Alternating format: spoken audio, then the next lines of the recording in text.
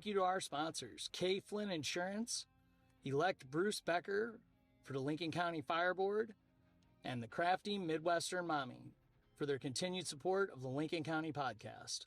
Hey guys, thanks for tuning in to Lincoln County Podcast today. I have a special guest. Very excited, as always, to sit down and want to thank you guys for joining us, checking out our sponsors, and liking and subscribing. So I'm going to turn it over to my guest to introduce himself, and we will kick this off.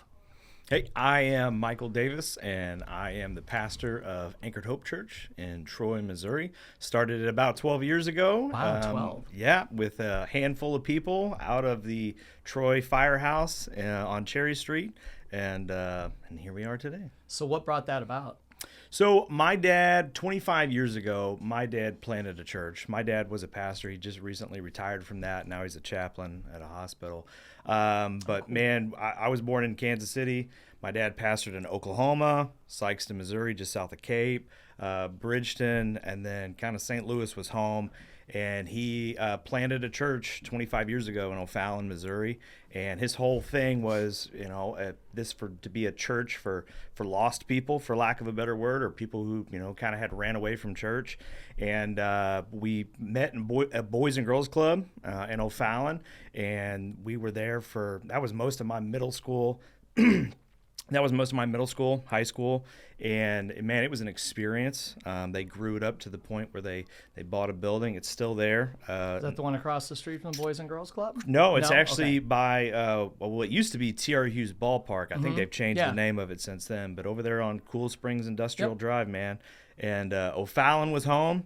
And I got a call to ministry whenever I was a teenager. I fought it tooth and nail, but I didn't want to be a pastor, but God had other plans. And so I went to Mid-American Nazarene University in Kansas City. It's where I met my wife and got a degree in ministry. And my first assignment was I went to Nebraska. Got a job offer to go be a youth pastor out there. So I went to Nebraska. And everything was great. Everything was cool. I had never been in Nebraska until I moved there. Interesting place. Small little church outside of Omaha, surrounded by cornfields. I'd say lots of corn. Right? And I learned all about the Huskers and the importance of Husker games on Saturdays. And so my dad was working on, they wanted to multi-site. My dad was the type of guy, he never wanted to grow a mega church. Yeah. He said once it gets to a size about 200 where people don't know each other, where it's, then we're going to multi-site and we're going to do another one. And so they had plans for that, and they had a group of people who were driving all the way from Troy to O'Fallon to attend my dad's church. One of those people was my college roommate and his family and stuff. And so my dad called me and he said, hey, would you be interested in, coming back? Because I started to look around. I felt like I was ready to plant a church, and I was kind of, looking around and interviewing with some people and stuff. And my dad called me and I said, no, I don't want to go home. Like a lot of people don't know this, but 50% of church plants fail within the first 5 years. Oh, really? So I'm like, okay, there's a 50-50 chance this isn't going to happen. So you want to do it away from home? Yeah. And to come home, home was my escape. Right? Yeah. Like, I'm Pastor Mike in Nebraska, but I get to come home. I get to be Michael. I know people. I went to high school here and stuff. I come home and I fail this with my college roommate and his family that are like my family. Like, what do I have after that? Like, I can't show my face. That's a lot of pressure. I can't show my face ever again. So I told him, I said, no. He called me a couple of weeks later. I said, no, I'm not coming home. And then my college roommate called me and he said, we want you. Like, you have our DNA, you have our culture, which was a big part of my dad's church. It was a different church because of the culture that it was. And it was a different culture because my dad was the guy who grew up in church, left church, then came back to church. So he had lived both sides of the tracks, and he knew what was needed, what people, were looking for in a church. And all this is early 2000s when he started this and stuff. And then, here we are down the road. And so finally I said, I'll come for an interview. And we did. 6 of us, we met in that meeting room at the Firehouse on Cherry Street, and everybody's hearts were just in the same place. And so, I agreed to come back, and we came back, and we started meeting in Bonfils Auditorium, where a lot of churches have gotten their start in town. It's kind of the only auditorium we had until they built the high school's auditorium. And the rest is kind of history. Since then we've bought the building on Boone in Maine, formerly known as St. Stephen's First Church. It's one of the oldest churches in town. Oh, wow. when we bought it, it needed so much work, and there's so much history to that building. It's an amazing building, but man, we've rehabbed every square inch of it. Oh yeah, you guys put a lot of work into it. And so now we are where we are, and it's an exciting time, and it's been a really cool story and journey. Yeah, it's cool. It's been nice being a part of it. So on Cool Springs, so did you live in O'Fallon then? I did. I went to Fort Zumwalt South. Okay. Graduated in 06. Okay. And O'Fallon was home. Worked for the Parks and Rec Department at O'Fallon. Those parks were my babies. That was my college job, high school job. Celebration of Lights. Yeah. I was the guy who was slinging those lights up there. So I remember when they started that. Yeah, tons of history there and stuff. So, and I still know a lot of those people there. Yeah, anytime I go, I had to go bid something over by the ballpark the other day, and the way they've redone the roads when they extended all that with T.R. Hughes is weird, because I had several friends get hurt jumping, not like injured bad, just like hitting their head on the roof, on the top of the car, because they would jump the tracks at Cool Springs. Because I graduated north in 2000. Yeah, okay. And so I lived on that. We moved to O'Fallon in 83, year after I was born. So to go back now, like even Casey and I go drive around town, it's so weird. But that area there throws me off, because a friend of mine, Melissa, her parents live right over by JL Mudd, but you can't cross the tracks anymore. You got to go around through City Hall. But I had to bid one over there for a home flipper.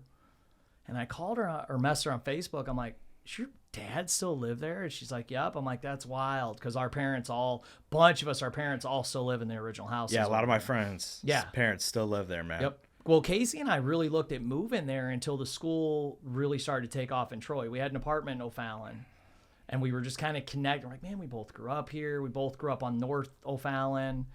The old days there, we're like, oh, let's, find something. And then the more we were in Troy, I was like, no, I want to go to Troy. Yeah. I finally talked her into it over the $1 per square foot on house. That's how I got her. She looked at a house in O'Fallon. I pulled up the same house in Troy, and she's like, yeah, let's go to Troy. Because she still worked at St. Peter's. She's like, I don't want to drive that far to work, but I know that she's cheap. So I was like, hey, look at this. She's like, oh. I'm like, yeah, so let's just move to Troy. Let's get somewhere smaller. It's the best thing we ever did. Yeah. We love it out there. So you went to Nebraska. You came back. You started the church. You said you started 12 years ago? Yeah, about 12 years ago, whenever we started. That's wild to see where you guys are from 12 years. I mean, that's... Yeah. So I started Taekwondo school 15 years ago, so it's wild once you get to those double digits. You're like, whoa. Yeah. To look back at all the faces and all the things. It's a decade. And, my sister literally... So Sunday was the 7-year anniversary of when we got in the building. Really? And I went through the building. I was just watching it, actually, because I didn't realize what it was. But it's 7 years ago, and I went through the entire building showing everybody what we had done, and that was our opening day and stuff. And I'm a baby face, but it's 7 years ago. Yeah, 7 years is a long time, and I'm clean shaven, and I'm way lighter and everything, and I'm like, wow. I'm like, it's been 7 years. And it's crazy, even going through the building, we had done a lot, but since then we've even done even more, because we've replaced some stained glass windows, and we've colored some things, and we've done this and we've done that. And, we've went through a pandemic now, and, that even changed our building. And so it's crazy to look back and be like, wow, we've been at this for over a decade. It's insane. Yeah. Looking back on the pictures, when students will tag me in something, I'll be looking at how little they are. Because, 15 years, we recently my black belt Riley graduated high school, and while we were sitting there, I kept hearing all these names. Well, I had trained a bunch of the kids that graduated. It was in Wentzville. I had trained them at some point when they were 5, 6, 7 years old. Yeah. And I was like, wow, it's crazy. But then when I go back and look at the photos, I'm looking at how little they are. And then Casey's like, look at you. Yeah. I'm like, oh, yeah, I was 28. And I opened that. I was like, that's wild. It's just the changes and the different stuff the school's done. I can definitely relate on that, because it's wild to look at what you built up and the team and the people around you and how it's affected everything. Yeah. And the pivots and the changes and the stuff that you didn't see coming that, oh, I never thought we would have done that. Oh, look at this now. Yeah. But that atmosphere, like you said, your dad had left and came back, and that definitely translates with you at the church, because it's not the same. It's totally. Not there's just a different feel there. And there was when I came when I did that fight and I came that one time, I remember telling Casey, I'm like, when we get that point, this is where I want to go. I was like, my mind's already made up. I just had to quit making the I'm busy on Sundays excuses. Yeah. But like my friend Sarah came with a couple weeks ago, we were talking to her and I was like, you're going to like it. And she was like, well, because actually I made a post about being there and I went back and forth on it. Cause I'm like, come on, you're not gonna be a dude that goes to church once. It's like, look at me. Yeah. I didn't want to be, but I just kept like, some told me to make the post. I actually had 5 or 6 people reach out and was like, I want to hear more. I've had some bad experiences in my past. Sure. What's your thoughts? And I was like, wow, that was crazy. I didn't expect that to come out of it. Yeah. But I did. I had a few people that are like, I'm gonna think about that. And I was like, it's just a different vibe. It's not like I told you, my kids absolutely love it. They keep dealing me such fix. I go to Catholic school and they're like, I'm like, yeah, it sucks for you, but I don't have to go to your school, so it's all good. Yeah. One of the things like we talk about, I mean, all of that is intentional. And I think this is true of not just church, but any business or any organization at all. But you have to figure out what your culture is going to be, and then you need to protect it. And that's one of the things like I will defend, like if somebody wants to come in and try to change our culture or say, have you done this or have you done that? Then I'm not gonna let it change.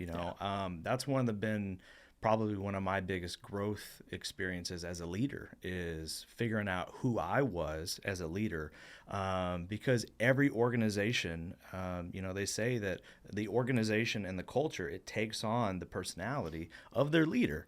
And so for me, even when we got in the building, shortly after we got in the building, I had earned a sabbatical through our denomination. If you stay at the same place for long enough, you earn an 8-week sabbatical. And I disappeared for 8 weeks. And during that time, I spent a lot of time figuring out who I was and who we were going to be. And we were already like a church, kind of like my dad. Was my dad's culture, a church for the lost, or church for people who had left church, and that's where we came up with kind of our our vision statement. We want to be a church for people who don't like church, and that's a very blunt statement. I have people tell me straight up, "Well, I like church," and I'm going, "Well, good for you." Well, then we aren't the church for you. Yeah. And I've literally had people come to our church and tell them, I'm asking, so how'd you find us? What are you looking for? And they do. They come from a very churched background. And I tell them straight up, you're probably not going to like us. Yeah. You're probably not going to like me. And we're okay with that. Like, you may even have that, but that's fine. Yeah. I don't need it because I don't need you to, to make my culture toxic and bring any of that kind of drama in my house. So, we protect that, and it's special because then when you walk in, you can feel that uniqueness. I even tell you, last night we had a leadership team meeting with our board, and we've had a lot of growth this last year. Yeah. I don't know what's happened. It's just there's been something that's been really cool. We just went to 2 services in the last 6 months, which has been it's a huge thing for any church. And I wondered how long you guys have been doing that. Yeah, just in the fall, like there was this wave of new people and stuff, and we're like, wow. We went to 2 services, and we've been having some meetings and stuff about, do we need to go to 3? And there's a lot of successful churches in Troy that have gone to 3 services. Yeah. And man, I thought about it and everything, and I told them last night. I said, here's the thing. I am Julie Forster with Crafty Midwestern Mommy, your local boutique embroidery and fabric store. I sell fabric as well as sewing notions and also teach classes. And then we also, on the other side of our business, do machine embroidery, custom apparel for local businesses, and just personalized gifts. Again, the store's name is Crafty Midwestern Mommy, and that's how you can find us on all social media platforms as well as our website. I don't want to go to 3 services until a couple boxes are checked, but one of the big ones was, look, I said, guys, I don't want to be an inch deep and a mile wide. Yeah. Because when you walk in our church, it feels like family, feels like home, feels like friends, feels like you're not just a butt in the seat. For sure. And I said, dude, we go to 3 services, we could totally do it, but here's the thing, it's going to feel like people are going to start feeling like they're a number. It's like, which show are you going to, 9 a.m., 10:30, and I said, I ain't into that. That's not who we are. So I told him, look, couple things have to happen to make a big church still feel like a small church. Until you can do these things and help me figure out these problems, I don't even want to have this conversation, because that's who Anchored Hope is. No, for sure. And I've got to protect that as a leader. Well, and it's a hard decision to make too, because everything out there pushes you to go bigger. Absolutely. Martial arts schools are very similar. They'll actually, different marketing things bring in pastors to talk to us about how to grow, because it's a very similar, if you were to look at them like their businesses, very similar models. Yeah. And again, it's all modeled off, like you said, your attitude, mine's all off me, who I am. And as that's developed, people have been like, oh, you've changed this or changed that over the years. Well, I've changed. So the way I do things, and there's different things that we change to just be more chill and relaxed. And I tell people all the time, if you come from a martial arts background where your instructor thought they were a drill instructor in the Marines, I'm not your guy. Right. If you just want someone that's going to gripe and scream at your kid, I'm not your guy. Yeah. Like, this is how I am. I'm sarcastic. I'm fun. I joke with my students, but it is still a well-led, disciplined class. I was like, come in and check us out. And I tell them the same thing. If you don't like it, no problem. Right. I'm cool with that. I'm not going to hold a grudge. I don't care, but this is who we are. Because I had people over the years say, hey, if you change this, your school would really take off. And I said, if I have to change who I am, I don't want it. No. And they said, what do you mean? I'm like, I would rather have 8 people in here and just be able to be authentic than to grow it falsely. Because I personally can vibe that stuff immediately. When I walk in somewhere and deal with someone, I'm like, oh, wow. And I watch other people around me. Not everybody can pick up on that. Right. But I just, man, it just will hit me like a brick. And it is weird as they grow. There's things over the years where I went to too many classes. Like you're talking about going at third service, and then it was like, I don't like this. But I think it's being ADHD and being fearless on just whatever, I'll make it work. I immediately just cut the schedule, chopped it down, made it smaller. We went to 3 nights a week for a while because I just didn't like it on 5, and I wasn't at my best doing that many classes. Yep. That's the other thing people don't realize is when you're up there leading your sermons and leading church, like that's energy draining. Sure. When I go, like, I know I can only do 3 classes a night. 3 40-minute classes or whatever is my max. If we try to add a 4th one for scheduling or whatever, I'm toast. Yeah. I can't do it. I feel like I'm on repeat all night. I don't feel like anyone's getting like a really good class. I feel like I'm just getting up there and just running through the motions. And so I've learned, because people will be like, oh, if you just did, I'm like, no. What do you mean no? I was like, 3 is my max. I've learned I cannot get up here and give my all more than 3. Because I did 5 at one point. They were shorter class. I hated it. I didn't feel right.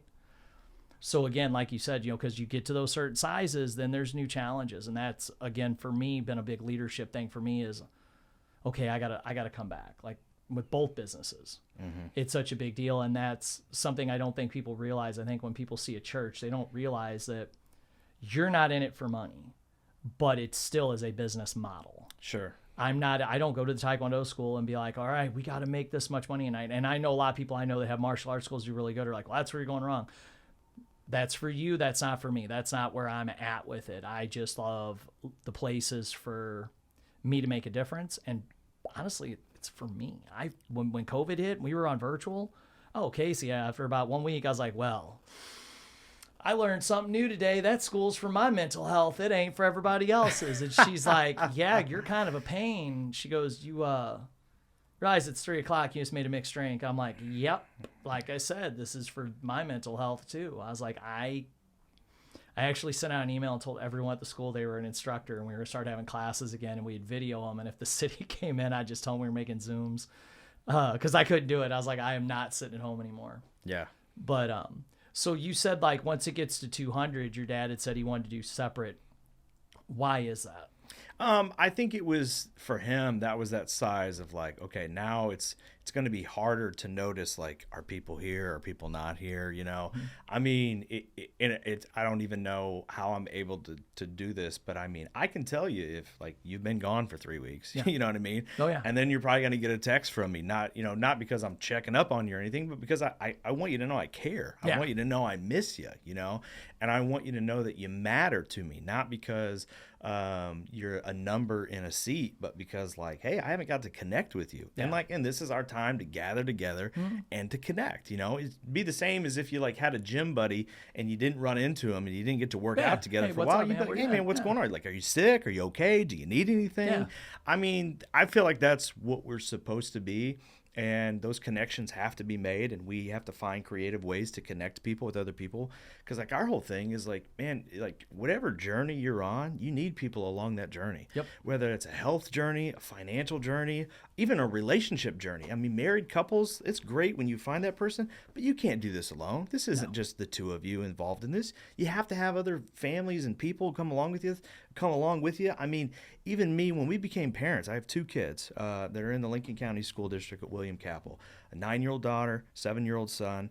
And man, like one of the greatest things that happened to us is we had kids about the same time as 4 other couples in our church that had kids. And constantly hey, this is what my kid's doing. Yeah. Is this normal, or did I break them, And to have other parents to say like, oh yeah, me too, I mean, that's great to have. And it's nice to have other people who have the same, values as you, who, or at least are trying to go the same direction as you with their best effort, to be able to talk with and commune with. And, I feel like that's super important just to have in life. And so I feel like that's what we're trying to do more than anything else. We're not trying to get you to come to church. We're trying to connect you with other people so that you have people with you on your journey with you. No, and that is just beyond evident when you come walking in the door. But it's something so true that I think a lot of us get away from with social media now. I think a lot of us, especially if you're over the age of 35, we're still learning to live with this stuff.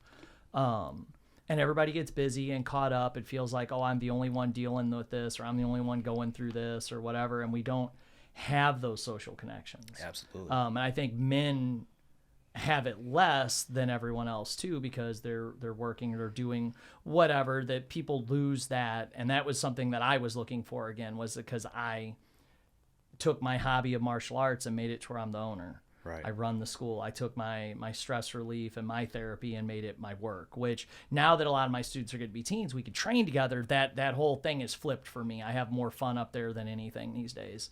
But with the painting company, again, I took a job where I could go and hang out and do that, and I made it into a business. So now I'm the boss. Now it's on me. So you as adults grow, they need that. But you saying that about the 200, that's always been my vibe with the Taekwondo school. Post-COVID, we got up to like 260 almost. I could stand in that room and couldn't tell you almost everybody's name. Yeah. And I hated it. Yeah. And I was like, what is wrong with me? The school has exploded. We got line out the door, but I literally was like, hey, you, hey, bud, come here. And it bugged me, but there were so many people coming and going. It wasn't even physically possible to learn the names. Like Riley, one of my black belts who was in high school, was doing really good at it. So I just was like, hey, great job, but stand close to me tonight. She's like, why? I was like, so you could call them by their name, because kids get offended by that, and it embarrasses me. But we had 90-something kids sign up in 40 days. There is absolutely no way without flashcards I'm going to learn that. Absolutely. And they're all dressed the same. I was teasing Marlon, my instructor, last time, like, see those 4 boys? She's like, whoa, in uniform, they look like twins. I'm like, yep, nope, none of them from the same family. I was like, Timmy's been here for 4 years. I know who he is. I was like, but I messed the other names up. She's like, they all have brown hair. They all have long hair. They're all wearing the same uniform. They all probably weigh 60 pounds and are the same height. It's crazy, but I seriously, I got to where I was hating it because I had so many staff to help with each class. There was not that connection. I wasn't able to make the connection with the parents and the students, and not being at the front desk, I've learned to associate, like, not checking them into class because I just can't do it all, but not actually be able to connect and find out, why are you here? Why'd you bring your child into training? Because the email on training, you go to Casey, they'd meet Stacy at the desk, Julie would take them out on the mats, and then I would be up there leading. And I was like, oh, this is not why I got into this. Yeah. I want to know why they're here. I want to know their names. I want to shake the parent's hand. So as we've actually sized down through just the economy and just change, I haven't ran any like stupid $20 specials. We're back to that again, and I love it. To where I know everybody, we're right at like 105, and it's such a sweet spot. And financially, it's made like a $2,000, like literally, because most of the people were just coming and going. It wasn't really producing anything, because that's what I was worried about. Sure. But having that connection and knowing the people and being able to Facebook, hey, where you guys been? How's it going? And having that was something that I really didn't like. So that caught my attention when you said that about didn't want to get over 200, because that's where I found it too, is at that 200 mark. It was like, okay, now I'm processing people through a business. I'm not. Right. And that's why I've never had any drive. I have friends that have 4 and 5, 6, 8 schools, and they love it. I don't know how they do it. I don't want that. Now, if Ben and Jocelyn one day come to me and say, hey, Dad, we want a school. Okay, cool. Let's start in our location. Totally cool with that. Or if one of my black belts were to come to me and say, you know what, I think I want to do this as a career. Sweet. Let's start you a gym. I personally have no interest. I had 2. I had Wentzville and Troy when I first started out here, and I immediately was like, I don't like multiple locations. Yeah. And it's been a struggle with the paint company too. I like to know my customers. They tell everybody I painted their house, and then I've had a lot of people I've had walk up to, hey, you pour your paint, yeah, you guys painted my house. I don't know who they are. I never met them. My bidding person bid it for them. Casey handled the email. The crew painted it. And when I dropped by to check on the job, no one was home. Yeah. I don't like that. Yeah. I mean, you gotta, you have to decide as, a leader or anything you get involved in, like, what's the win for you, right? And, I mean, for some people, it's they want to grow big. They want to make money. Some pastors, they want to grow big. They want to grow a church. It's all about numbers.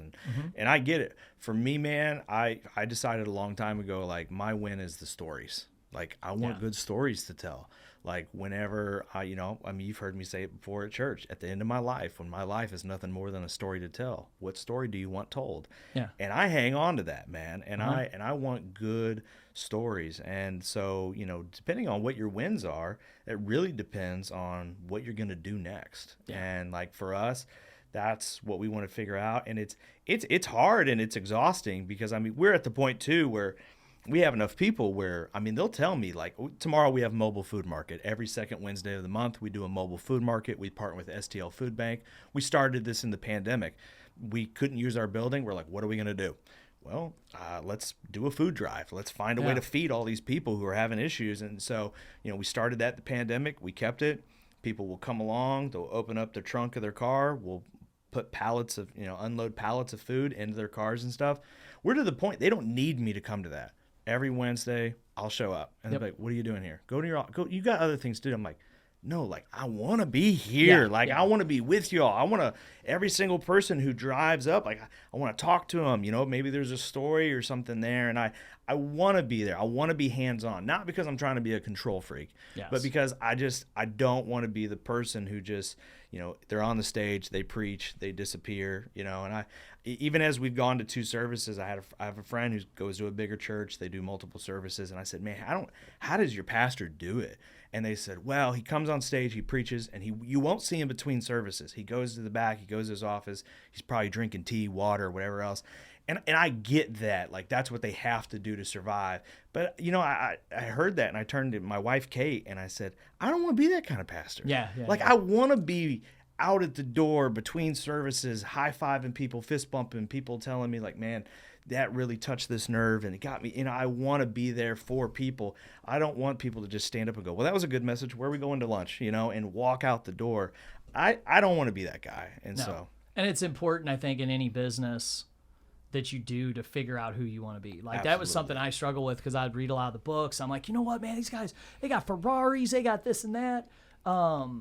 And then when I started giving back, I was like, oh, okay, now this fills my cup. Now I feel good. Yeah. And then I've learned that over the years about myself, that because I use the painting company as a tool because I could generate, over $1 million a year. I was like, I can use this to give back. Well, then I realized that I hated working that hard to generate it just for that little burst of giving back. I was like, I need to do something different because I never have fallen out of love with the school.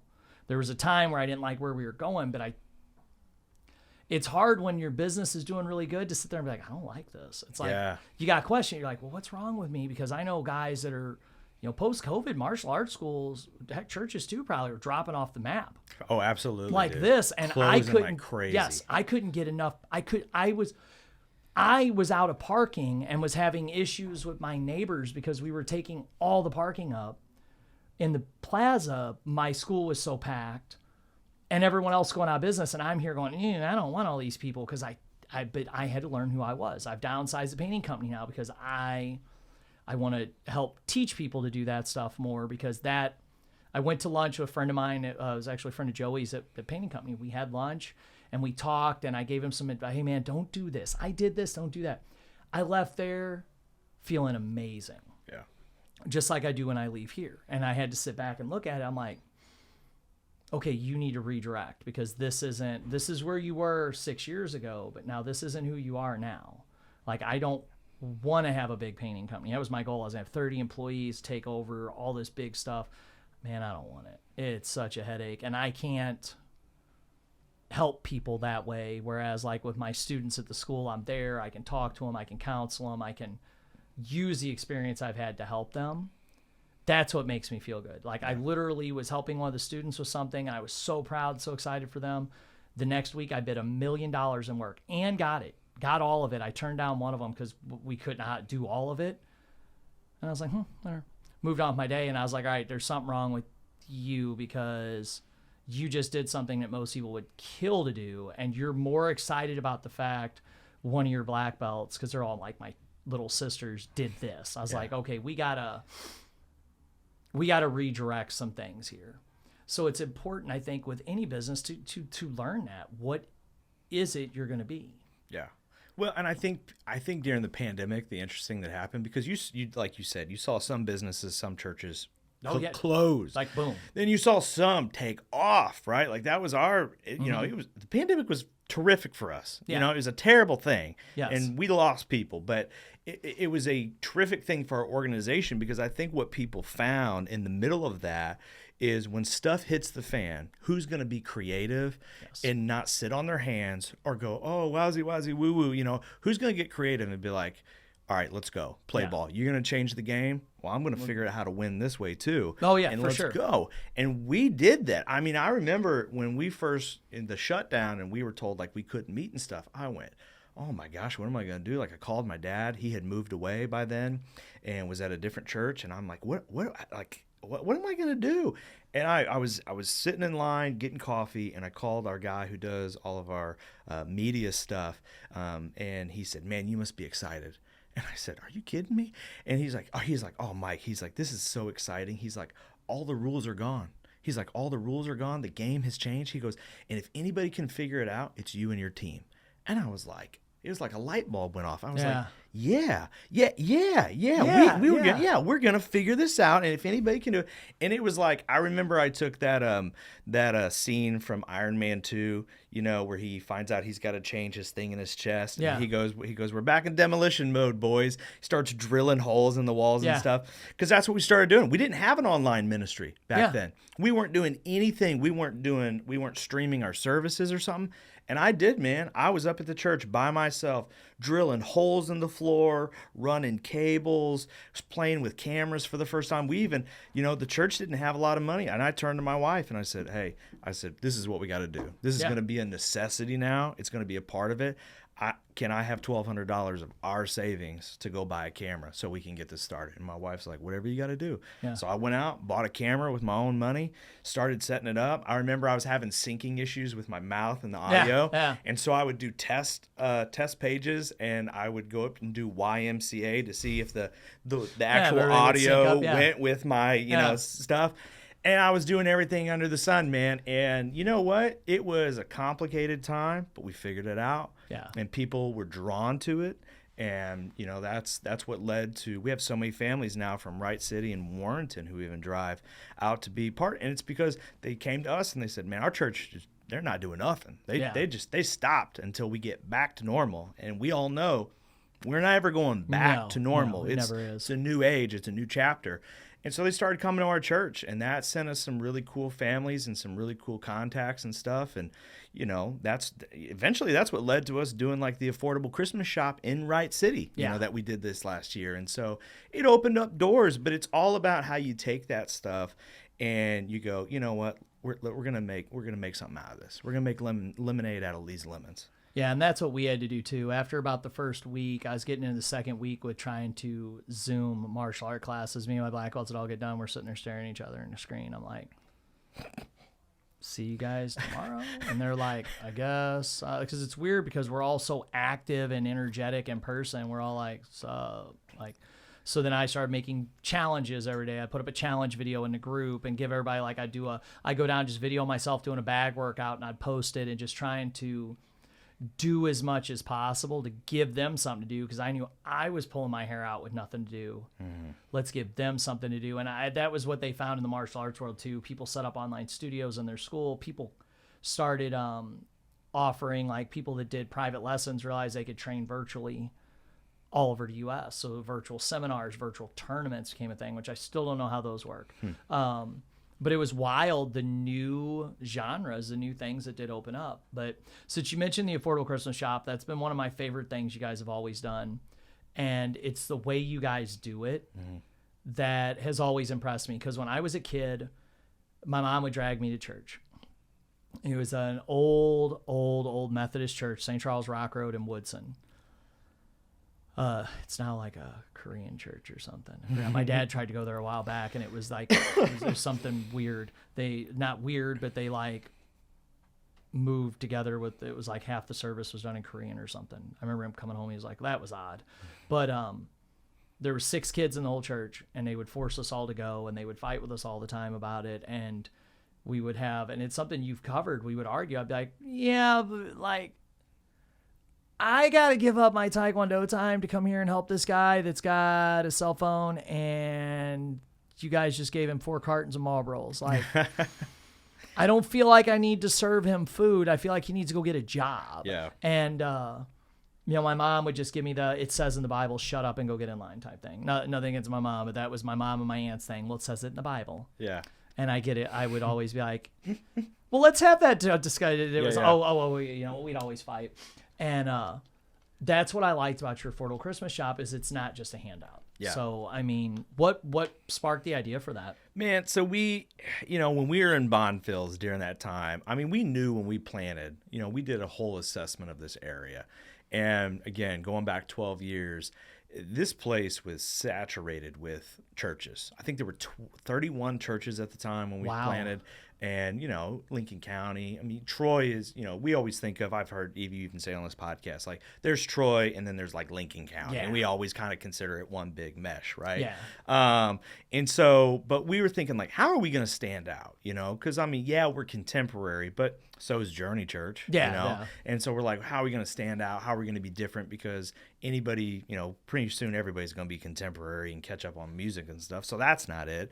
And so we were like, you know what? We thought about it. We were in Bonfils. Obviously, the district school offices are right across the street. And we're like, you know what we're going to do? Like, Journey Church is over there and Harvester Christian's over here. I tell you what, but we're over here. And, like, God put us here for a reason. So tell you what, 5 blocks that way, 5 blocks that way, 5 blocks that way, 5 blocks that way. This is our area. Like, this is our hood. Like, we're going to adopt this place, and it's going to be ours. No churches around here, and this is our territory. Yeah. And so there were the district offices, and so we walked across the street, and we just said, what do you need? What do you think what could we do that could help you?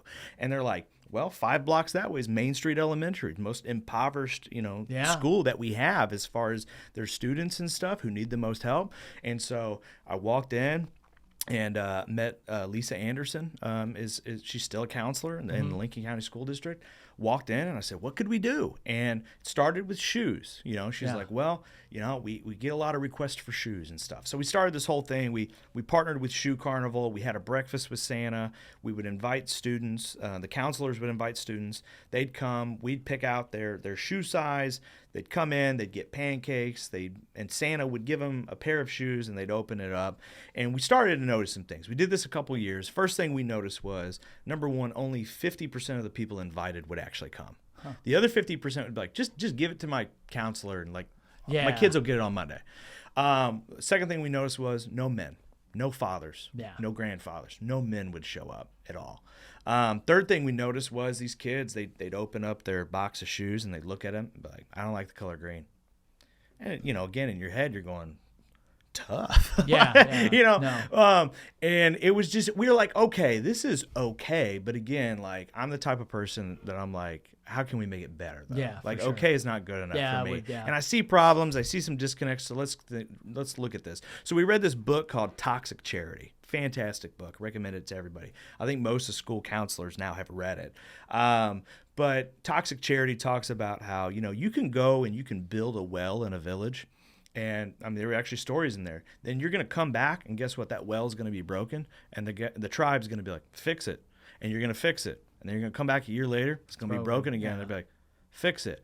But if you go in and you teach the people how to build the well themselves and how to maintain it, then when you come back, they've made 5 their own. Yeah. And so how can you do that? It also talked about, too, how a lot of times non-for-profits and churches are terrible about this. We do it to make us feel good. You know what I mean? It's really like we get excited about Christmas because we get to go shopping and we get to be the heroes. We get to be the white knights and stuff.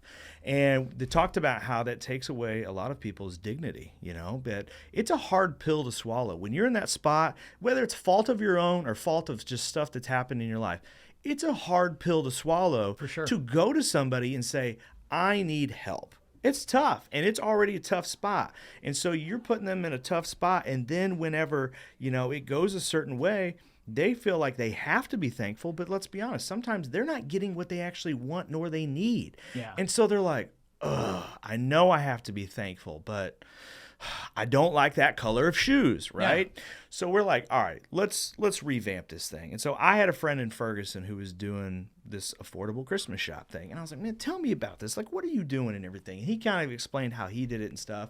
And I was like, okay, I see how you do it, but how would I do it if it were me? And so we went to the drawing board. And so what we started to do was we would take in donations of money.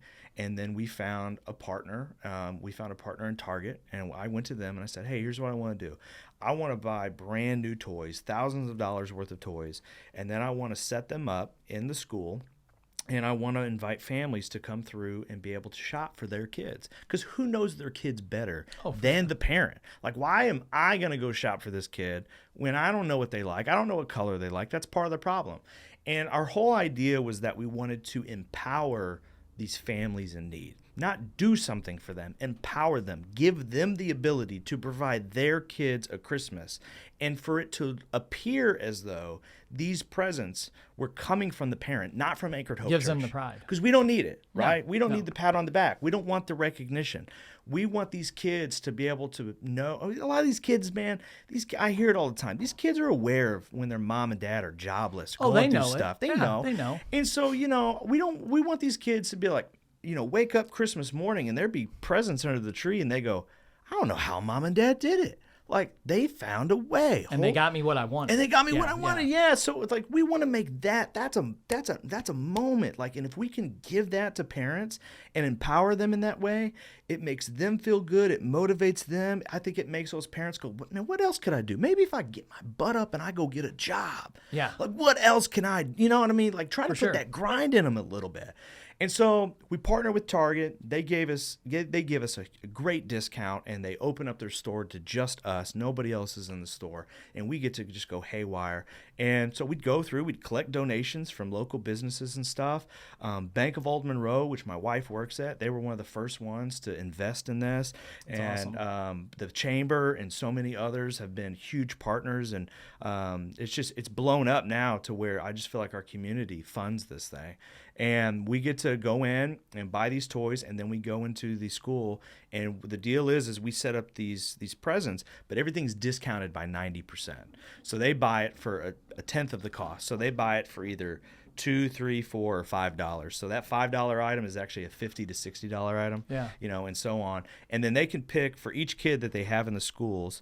They can pick either 3 items or spend up to $10. So they figure it out. They want to do a 3-3-3 or a 5 and a 4. That they're done there because they can't go over 10. And so, and the reason everyone always asks me, like, why do you make them buy it back? It's because it's not a handout; it's a help out. Yeah. And that keeps their pride. I can't tell you how many people I've had come up to me and be like, thank you for letting me participate in this. Like, I get to give my $9, but that you're not doing it for free. I'm paying into this. I got skin in the game. Lets them save their pride. Yeah, it keeps that dignity side of it. And so they come in, they purchase their gifts, and then they we wrap them for them. We have a free wrapping station. Some of them choose to wrap it themselves. Some of them they let us wrap it for them. So that way, when it goes home, again, doesn't appear like it came from Anchored Hope Church. And again, some of my friends who do this, they do it differently. They scratch out the barcode and stuff so they can't go resell it and stuff. I don't do any of that because honestly, man, dude, if somebody comes in and they're like, what I need is formula and a pack of diapers, and I do plan on taking this and going and getting 50, dude, whatever. Yeah. That's between you and... No, and I catch people that always look at it from that angle too. And, let's do it. Like, I ain't don't worried care. about it. I'm doing this. If they go do that, that's on them. I don't... Yeah, there's we've helped out families before, and people have sent requests for some pretty wild things, and it's like, cool, well, let's, depending on what it is. Now, we had a family one time wanted Victoria's Secret gift cards for the aunt, and I'm like, it was a cancer thing that I would go paint bedrooms for kids that were terminal. And we got into doing some things, and I was like, I'm not getting, I think it was the aunt or the older sister who wasn't having any problems, wanted a $200 gift card. Like, it was ridiculous. So I was like, no, what do you need? Like, but there's other times people were like, well, there's just that. I'm like, I don't care. I said I would help. It's not my place. I'm doing this. If they go do that with it, whatever. I don't care. It's move on. You're doing what you do. And that's what. Now, have you noticed like more men participating now? Yeah. So, I mean, the first year we just did Main Street Elementary. Yeah. And, it was great. And first thing we saw was 90% of the people who were invited showed up. Wow. It was literally half and half men and women from that point on. It's always been. Sometimes it's the dad who comes shopping. Sometimes it's the mom who comes shopping. Sometimes it's that's huge whomever. Right there. That's huge. And I mean, the stories that we have. I mean, I've had years where I had a guy DM me and go, "I need you to meet me in this parking lot." And this, and I'm like, "Oh gosh!" And guy handed me $1,000 cash, and he's like, "Hey, when I was going through something, you were there and you helped me. And you know what? I turned everything around and here's where I am today. Yep. And so I want to give back. Now it used to be our church would do, we would provide all the volunteers and stuff. Now I have to tell my church, y'all have to sit back because the community wants to get involved. People who have been at the shop want to come back and help and give back to other people. So, it multiplied to then, me and Lisa, we would go to these Bright Future meetings and counselor meetings and we'd tell these stories and people started to say, well, we want a shop. Well, we just, we do an adoption tree, but we don't think we think this is better, Yeah. So now we take care of the entire school district. All the schools are invited to participate. We've done that for the last couple of years. Then this year we're like, how could we go any bigger? Number one, we increased the number of invitations by 50%, which was a huge leap for us. That's big. But Lisa and I, we sit down and I said, go ahead, increase it by 50%. She's like, do you think you can handle that? I was like, we'll figure it out. But then on top of that, we've expanded our ministry into Wright City. And so we decided, we went to the Wright City School District and we said, can we do one for you? And so we did one for their middle school and their high schoolers. And it started small, but we took care of their middle school and high schoolers too. They needed and it was all taken care of and stuff. So, now we're up to doing 2 and next year we want to keep going, want to increase it, want to make the Wright City one even bigger.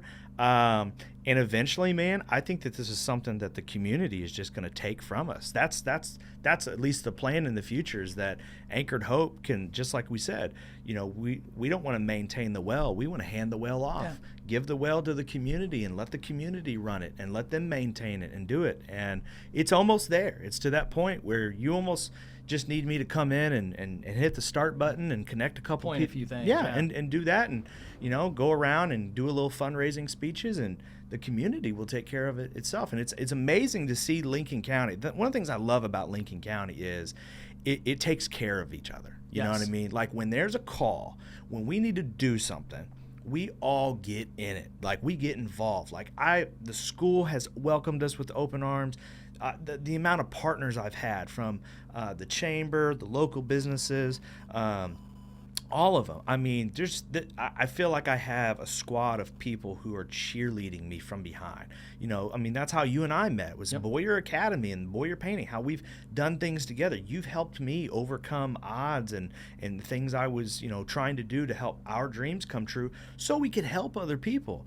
And man, Lincoln County there's no shortage of that. I try to explain that to people when we talk about things I've done with the businesses, or why do you do this, or why do you do that? Like when I talk to someone that's from like a bigger metropolitan area where they opened their martial arts school or their business near a Walmart, so there's a lot of foot traffic, and I'm like, well, here's the things I did. And one of the things I picked up on early on in Lincoln County is that they take care of those who take care of Lincoln County. Incredible. The big businesses, the big names, the ones that have been here 100 years, they take care of the people that take care of Lincoln County, because that's what they do. And I watched and I don't remember who taught me this. I watched a marketing or sat through a class or read a book, and they were discussing the fact that small businesses will look at what all the other small businesses like them are doing.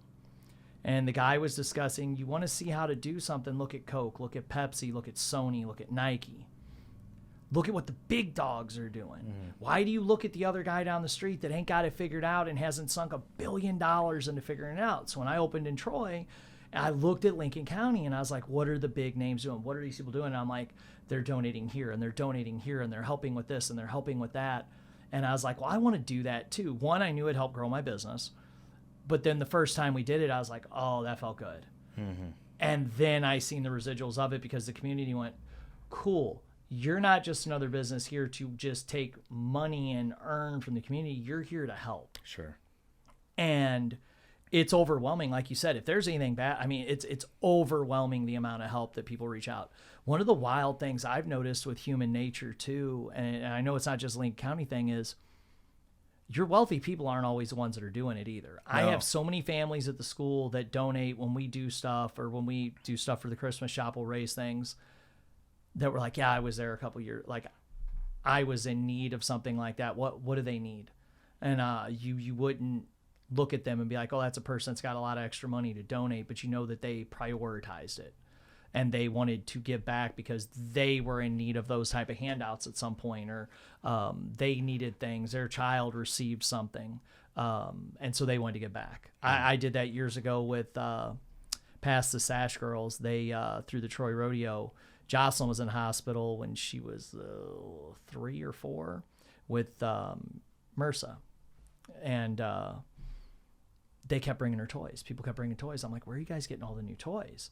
I'm like, because it was a lifesaver, because she was bored. And I stopped one of the nurses on the way out. I was like, how do you guys get these? Like, what's up with this? And they're like, oh, they're donations and all this. And I met some of the girls from the Past the Sash, and they posted they were collecting for Children's Hospital. I was like, where are you at? And we went up with a bunch of families from the school, grabbed shopping carts. I filled everything I could afford to fill, pushed out front to them. Like, here you go. I was like, I told that nurse I would come up with a way to pay them back. 'Cause I offered to like pay for the toys. I was like, can I donate? They're like, nope, these are all donations. We're just happy. I'm like, no, you guys don't understand. Like, this little girl has been through hell this week. This was a game changer for us. You guys had a new toy. Like, it was, as a parent, I'm struggling. My first time having a child in the hospital, you know, it was a game changer. So I find that those are the people too that give back to those type of things. People that have experienced it, that then prioritize it. It's not just somebody that's wealthy. Yeah. And I think that's something that is really, I mean, I know there's people other places, but it's so unique about Lincoln County. It's such a different area. And I think that's something people are starting to see with this podcast too, because so many people that have all been on here, like, are sharing that experience. Absolutely. I mean, for us, you know, when we started the conversation of like the 5x5 model, you know, and all that stuff, like, so somebody asked a question. It's an old age question in the church world, but you know, if your church closed tomorrow, would it be missed? And that question, we were like, at the time, we were like, no. Like, you know, of the 31 whatever other churches in the Lincoln County, like, yeah, if ours closed, would it be missed? No. They would. The people we have would just pick up, go to another church, and it would all be forgotten and stuff. But like, I feel like now, in the 12 years we've been here, like, man, if we closed, yeah, it'd be missed. You know, I mean, we've left a mark. You know, building that legacy. Yeah, we've done the affordable Christmas shop this year. We did for our city right before that, where for 4 weeks, all of our tithes and offerings went to non-for-profits. We gave $20,000 away to non-for-profits, and then we turned around the next week and we gave $20,000 away into the affordable Christmas shop. I mean, our church that does not have a big budget. No, I was to say that's a lot of money for a smaller church. We're our church is a little over $200,000 budget. Yeah, and we gave $40,000 away in 2 weeks. That's insane. That's stupid. Most people would be like, Why would you do that? Any accountant out there is It's going, because it's because we want that to be our legacy. Yeah. We want that to be our story. We are for our city. We are for our community. And we're not just like any other church. We're not trying to build something that's with property or buildings or anything like that. And we're trying to invest in people and invest in stories. That's what we're about, and that's what we want to show. And to do that, we got to put our money where our mouth is, and we've got to sacrifice in the same way that we're asking everybody else to sacrifice.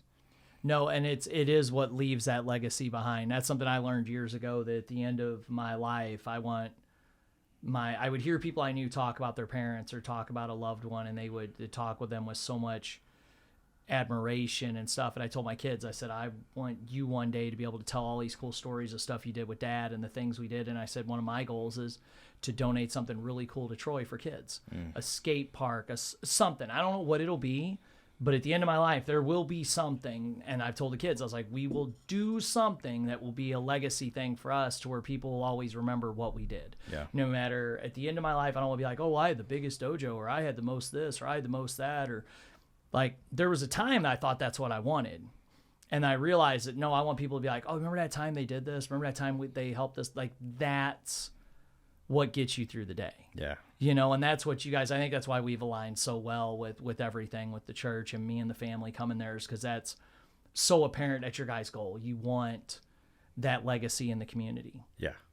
And I think that's important. And I don't think that would work everywhere. No. Like my buddies, like I said, they're in those metropolitan areas. Like, they rely on, it's just such a different world. When we talk about like things that I do, they'll message me, hey man, how the heck did you guys collect all that stuff up at that Nerf thing? I'm like, dude, people didn't even go to the school. We're stopping by being like, hey, saw you guys were collecting snacks. Here's some snacks. You know, by the way, Main Street needs some extra stuff. Cool. Thanks for letting me know. I'll swing by on Monday. You know, the teachers, when we do something, will all come up and I'll be like, so what do you guys like? What are we thinking? Or I'll call Beverly at central office. What do we need next? Yeah. Because I think last I talked to her, they were in need of canned ravioli. Like, I'll call them up. What do you guys need? And like you said, you went to them. So what do you guys need from us? Yeah. Like, not just go out and collect a bunch of stuff and then be like, here we go. Make that Facebook post. Yeah. It's like, just reach out and be like, what do you guys need? What do you want? Absolutely. I mean, I think that's a servant's heart, for us. That's a church that, we feel like makes a difference, and that's the kind of church that we want to be. And I think that people are drawn to it. I mean, I think that's part of our growth that we've had is, again, like our culture, our drive to serve our community and to really genuinely be there for it. And not just in these, community ways as well, but just, too. I mean, it's like when stuff gets personal and stuff hits the fan in people's life, like, we want to be there for it, with no judgment, and not go like, well, how'd you let that happen? But like, hey man, we're here for it. Like, we're here for it. We want to be, I will sit there and I will cry with you. I will talk to you. I will get coffee with you. I will try to make you laugh and forget about it. I will flip you burgers and, make you dinner real quick. Like, whatever we got to do, we want to be here for it. Yeah. No, and that's what's been so impressive. And that's something that I've always struggled with in businesses, is the businesses took off. I couldn't be that person to sit there when a student was going through something and listen to them. Yeah. Like, it got to where it was so transactional, and that's for some people. But that just wasn't it for me. I wanted to be that person they could call. Always tell them, if once they get to driving age, you guys, drinking, doing something, call me. Yeah. Like, I'm here. I won't be mad at you. I'll probably gripe and complain while I'm trying to fall around the house and wake the dogs, put my shoes on. But I'm here, and that's something I think, like we talked earlier, everybody's got to find, and that's awesome. But let's end on that note. It was great having you on. I've been looking forward to this one a lot. We're definitely going to have to do a follow-up and talk some Legos. Yeah. Which they need to start giving us a Troy discount on Legos. I bought my wife, so Valentine's Day, she got into the flower Legos. Yeah. And I went, before I came here, I went and bought one for her, and it's at home. Is it hard? I don't know. Have you done one yet? I just Jocelyn has hounded me bad for one, and they look so I just hard. Picked a mid-expensive one, and I'm out of the doghouse. I'm good. someone sent me a link the other day. But it looked fake. But it was, you could personalize. You could get a little you and her Lego with "I love you" and Lego blocks for Valentine's Day. Yeah, there's a bunch of them, but it worried me because it was such a cheap put together website. I was like, oh, they're going to steal my bank information. But I did. I'll show you when we're done here. It was there because they said it to me. They're like, you guys got to get one of these for Valentine's. I was like, oh, that is so cool. Man. But Jocelyn wants one of them flower ones bad. I'm like, baby, those look, because she doesn't get as into it as me and Ben do. Mm-hmm. And Ben's like, I ain't building it. I'm like, Yeah. I know you're like me. You want to do a car, but it looks. Our centerpiece looks at our tough. at our kitchen table right now is a flower Lego thing that my wife built that her friend got her for Christmas, and so I don't know. I got her another one, but yeah. I know. I get it. We keep looking. So thank you guys for tuning in today, checking it out. We had a great time talking, and look forward to seeing everybody on the next episode.